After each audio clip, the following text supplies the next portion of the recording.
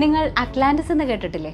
അറ്റ്ലാന്റിസിനെ പോലെ തന്നെ പ്രകൃതിക്ഷോഭം മൂലം ഇല്ലാതായ ഒരു പ്രദേശം നമ്മുടെ കേരളത്തിലും ഉണ്ടായിരുന്നു. 1341 ലോകത്തിലെ തന്നെ ഏറ്റവും വലിയ വാണിജ്യ വിപണിയായിരുന്നു മുസിരിസ്, അതായത് ഇന്നത്തെ കൊടുങ്ങല്ലൂർ.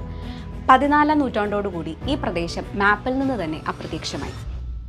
ഈ തുറമുഖം നിലനിന്നിരുന്നത് ചേര രാജവംശത്തിന്റെ കീഴിലായിരുന്നു.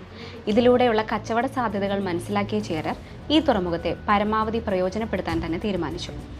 ഇന്നത്തെ ദുബായ്, സിംഗപ്പൂർ എന്നീ പ്രദേശങ്ങളെ പോലെ ലോകത്തെ സ്വാധീനിച്ച ഏറ്റവും വലിയൊരു തുറമുഖമായിരുന്നു ഒരു രാത്രി കൊണ്ട് നാമാവശേഷമായത്. 2020 നടത്തിയ എക്സ്കവേഷനിൽ ഈ പ്രദേശത്തിന്റെ ഏതാനും ചില അവശിഷ്ടങ്ങൾ കണ്ടെത്തുകയും ചെയ്തിട്ടുണ്ട്. വാണിജ്യത്തിൽ മുൻപന്തിയിൽ നിന്നിരുന്ന മുസിരിസിനെ പ്രകൃതി തുണച്ചില്ല.